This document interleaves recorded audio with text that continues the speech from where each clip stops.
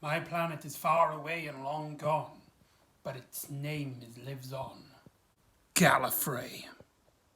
Hello and welcome back to the Doctor Who Marathon. I'm your host McEdam, and today we're going to be talking about The Runaway Bride, written by Russell T Davies and directed by Lynn.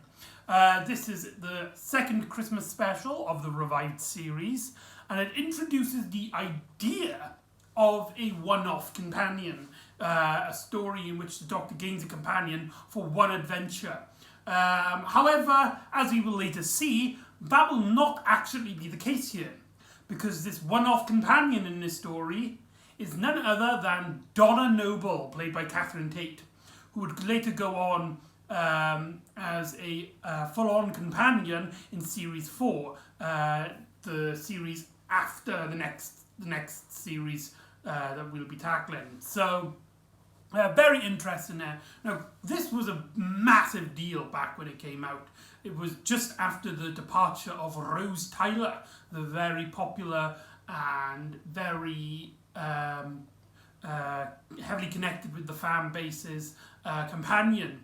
And to see her being replaced, in a sense, by Catherine Tate, who at this point in history, Catherine Tate was a huge name, especially from her Catherine Tate show. Sorry, that's really embarrassing. The Catherine Tate show, in which she plays various companions in a comedy sketch show. So she was quite a big name, and in a way, just like Billie Piper, who was sort of a big name as well, but for her singing career, it felt like stunt casting in a way. Now, before I get into this, I need to describe when this story came out. I was a kid. I was young, and I didn't know any better, I suppose. When this story came out, I absolutely despised the Catherine Tate show, and I was extremely worried by the fact that Catherine Tate would be in Doctor Who and would be a companion of sorts, even though I think it was right off the get-go that she was only there for one story. This story actually started off as a story written for Series 2, where Rose would have been inside the Tardis. However, when Russell T Davies got the news that he will be not only having a 2005 Christmas special, but also a 2006, he saved that storyline for this Christmas. So that's kind of interesting. And when I watched it, when I first viewed this story back in 2006, I wasn't keen. I thought it was a very weak entry to the series. Again, it's mainly because of my opinions at the time of Catherine Tate as Donna Noble, and I thought her character was very irritating back then.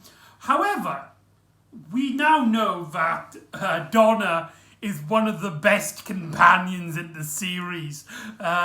Series 4, with her string of just being in great story after great story, and her development in those stories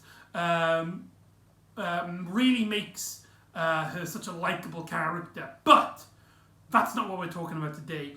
What we're talking about is her first story, The Runaway Bride. Does it hold up? Does the retroactively seeing her as one of the best companions help this story and her characterization in any way?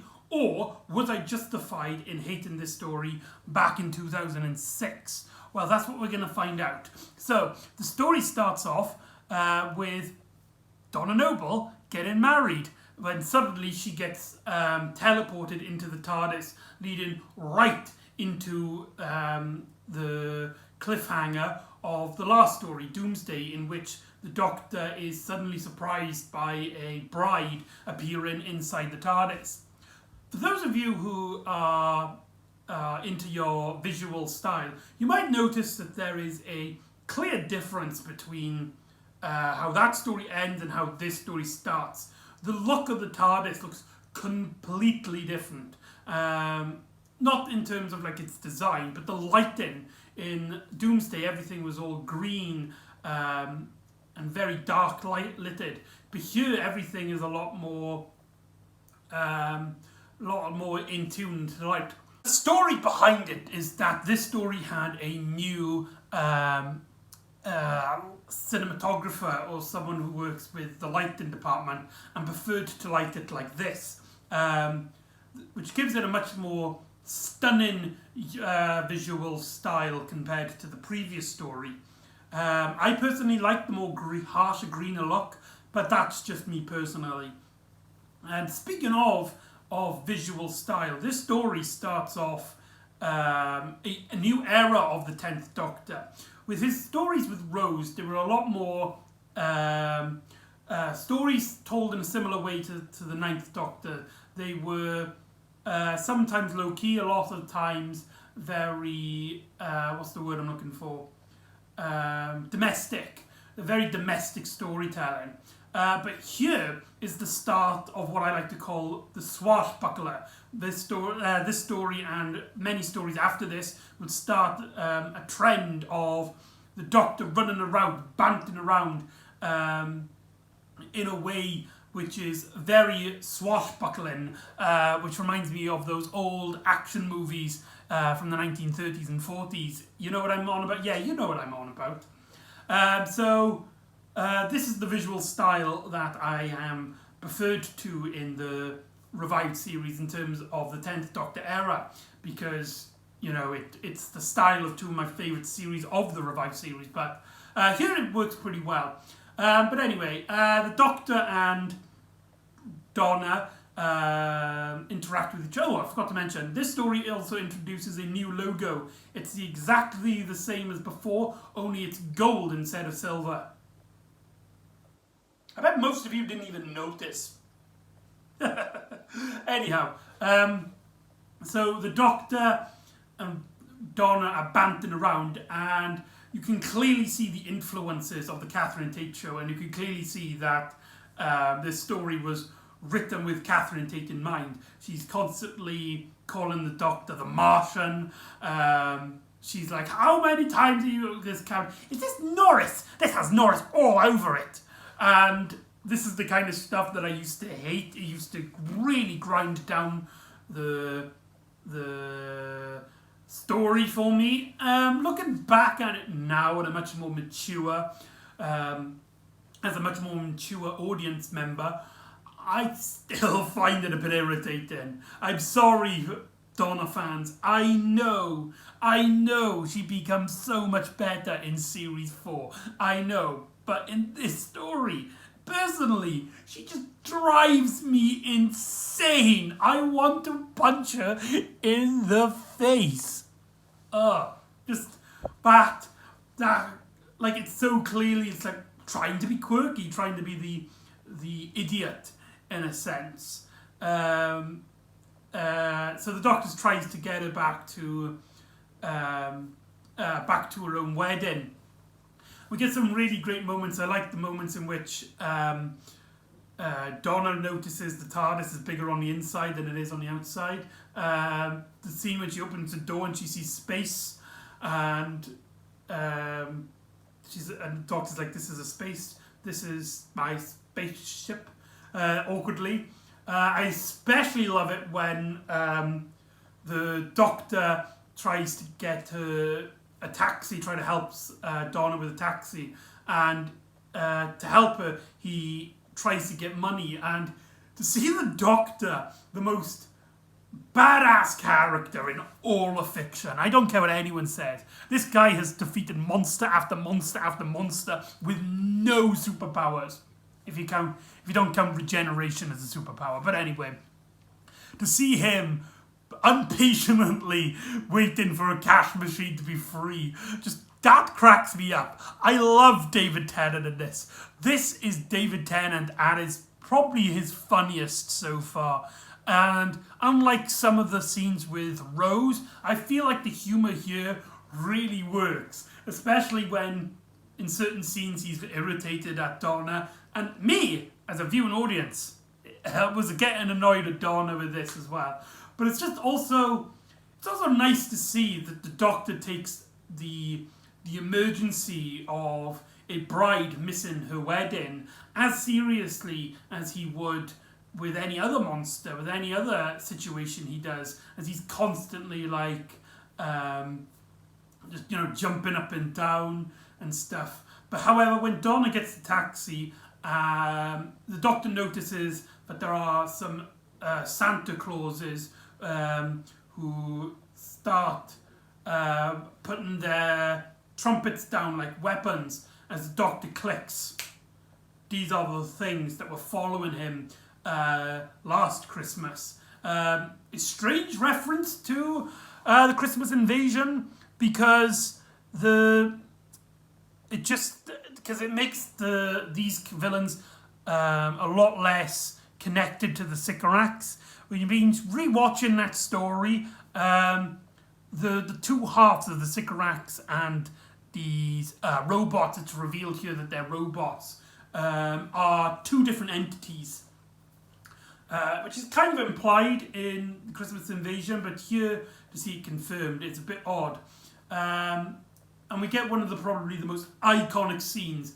This scene is beautifully directed. I love the music, I love the acting, I love the editing, I love the pacing, everything to do with it. The TARDIS taxi chase scene. You know what I'm on about. It's one of those memorable moments. It's up there with the Spider-Man 2, Spider-Man and Doc Ock fighting on the train, iconic, as we finally see the TARDIS actually move around, floating around on a road as he's trying to catch up with the taxi, as Donna finds out that the driver of the taxi is one of these robot things that has been sent to retrieve her. As the Doctor is opening the TARDIS doors and is begging for her to jump. There's a great bit where it's like, I'm in my wedding dress. Yes, you look lovely. Now jump. Now move. Or something like that. Like, this story is clearly comedy first. It's mainly for a light entertainment. And for that light entertainment, I think it does very well here. We get a lot of great fun moment after fun moment after fun moment. One thing you can't tell to this story is that it's boring. It's vastly entertaining, and like right after that we get the Doctor and Donna going having a discussion about the Doctor's friend. Donna finds in the TARDIS Rose's jacket. In the taxi chase, Donna asks the Doctor about his friend and did she trust him? And the Doctor's like, yes, and she is so much alive. She is not dead. Now jump, trust me. And then the TARDIS breaks down for a little bit, leaving the characters to have a bit of a breather. Have a bit of a slow down moment, which I think at this point in the narrative is what the story really needed at this point. Just a nice little moment to settle down, relax. The Doctor shoves the sonic screwdriver in Donna's face as she's like, "Oi, spaceman!" The Doctor gives her a ring, which is presumably to block any trace of her so that the enemy cannot track her with these strange energy source that actually put it in the TARDIS, as the Doctor tries to work out like what's happening to Donna, why her, what's her job, who's the person she's getting married to, are you sure he's human? I love that little line there. And just comes to the conclusion that Donna is just your average, normal, every person girl. You know, I really like that. How the Doctor just was like, you're not the least important, which makes a nice, lovely contrast to him with Rose, and is constantly like, Rose is the best companion ever. I don't take, what's the ninth Doctor say? I only take the best, I've got Rose. That, that kind of sentimentality about her. But Donna doesn't have that, which gives a much fresh relationship between the Doctor and companion in terms of the revived series. A new series, in old Doctor Who, this is nothing new, but for the revised series, this would be sort of refreshing in a way. Donna goes to the party, what's it called? The after party, and finds out that everybody not only is enjoying themselves, but thinks that she was doing it for attention, disappearing in front of everybody for attention, something which Donna seemingly would do. And we get a scene then in which Donna's enjoying her reception. That's it, the reception party, that's it. As the Doctor is just looking around and noticing blonde girls dancing and has flashbacks to him and Rose. The story, in terms of the Doctor's personality, it's about him dealing with Rose. I mean, obviously, the story, most of the big scenes in this story deal with the Doctor's loss for Rose. Something which I think is alright here, because, this is literally minutes after the departure of Rose and his saying what he thinks will be his final goodbyes. But this element, this little nugget, remember that, because this is going to get really irritating in the next couple of episodes of Doctor Who.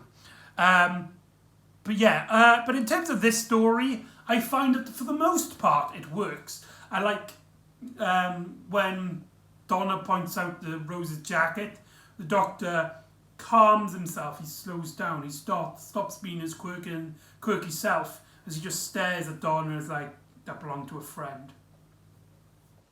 I also like, how sometimes Donna tries to ask the questions and the Doctor is like, blanks her out. I like the moment in the car chase where she, asks him about her, and the Doctor is like, yes, she trusts me, and she is not dead, she is so alive.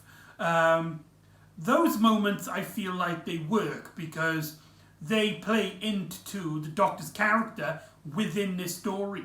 It's him dealing with his loss and his pain. But this scene with the flashbacks, with the dancing, I felt like that didn't work because the scene goes, right, this Doctor and Rose. You don't know who Rose is? Well, watch this episode. Watch, if you don't know the back story of this development, then it's your fault for not keeping up with the show. That element I felt didn't work, but it's only a small little scene. It didn't really bother that much.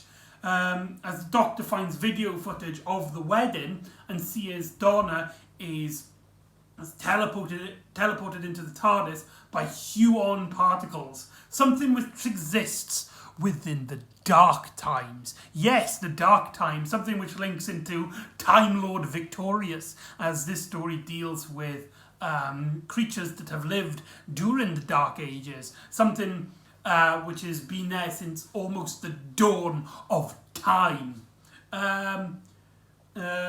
And the Doctor, but really in this story, the Dark Times doesn't really play a part, apart from this scene and a very dramatic scene near the end of the story. But it's just a nice little nugget and connects it in a way to Time Lord Victorious. As the Doctor clicks, the biodamp won't work, as he realises they can track her here, the robots, as a Christmas tree starts attacking people. A nice little callback to the Christmas invasion, in which a Christmas tree starts killing people, but here it's the baubles, it's the little balls, which turns out to be remote controlled. The Doctor then defeats them by the sound wave and is like,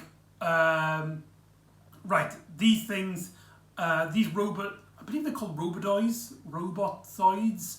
Were originally scavengers. They just come to planets, following bigger, deadlier creatures and collect all the aftermath of their destruction. But here they've been reprogrammed. They have been altered in a way to work for a higher power. This creature that exists within the dark times. It's here that we get introduced to the monster of this story, the Sycorax. No, it's not the Sycorax. What am I on about? Ha ha ha ha! That's really bad. The Rachnos, a giant spider lady who wants to get the revival of her species so that she can feast off the entire universe. We get some scenes with the Doctor trying to track her down. He finds out that the place that Donna worked, in which he met her husband, was once owned by Torchwood, but after Torchwood fell during the events of Doomsday, the corporation was bought out by another individual, seemingly the Rachnos. As the Doctor, tracks down to a lower basement and finally encounters face to face with the Rachnos. Now, it's here where we get a twist. It turns out that Donna's husband, I can't remember what his name is, Lance. It turns out that Lance was actually working for the Rachnos in this partnership. Now, Doctor Who has always had a little bit of corniness in it. With overacting, silliness. But here, with two villains laughing and giggling and making all of these quims, it reminds me so much of 60s Batman. And don't tell me now that I've mentioned it, you don't see it as well. With those, you're supposed to say, I do.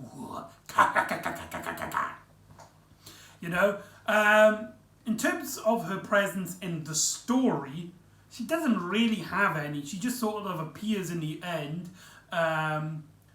gives a little bit of information about herself as the Doctor gets the Tardis to teleport around her and notices that Lance can now be this new key that can be used to resurrect her people. But the performance and that goddamn design is so cool and memorable. Like, why hasn't there been another Rachnos story? They deserve that. The effort that's gone into that makeup and the prosthetics and the animatronics, that deserves an Oscar. That is one really cool half spider, half human creature, and it makes me wish that Doctor Who would use the Rachnos more. Fun fact, they did actually reappear, retroactively I should say, in the classic Doctor's New Monsters 5th Doctor story in the Volume 2 box set, which obviously I haven't tackled because I don't own Volume 2 yet. Oh well. Anyhow, the Doctor tries to find out what the Rachnos wants from the deep down of the Earth, specifically at the core of the Earth, as we get a really, really great moment. Like, this story is full of great moments, but the stuff around it, the I'm trying to think of a word, the balance of it between like the human and the serious moments just sometimes doesn't click. And obviously, I'm not a huge fan of Donna, but we do have some really great moments here. As Donna's basically broken, she is torn apart. She is, she is suffering from, all of this. Her husband turned out to be poisoning her all the time that she's known him. Her own husband, the man that she loved. And, she feels like now there's nothing, she just wants to go to bed.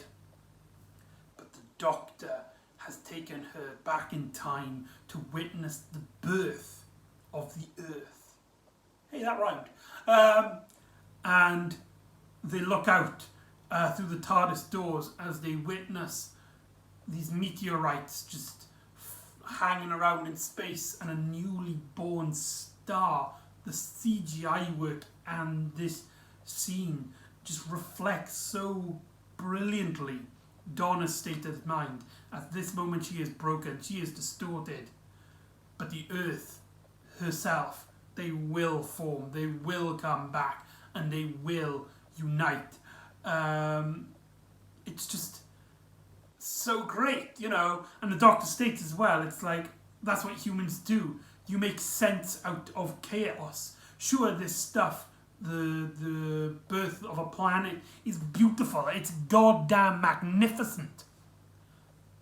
But it means nothing if nobody's witnessing it. That is a brilliant line. Fan-bloody-tastic. To quote the Ninth Doctor, of course.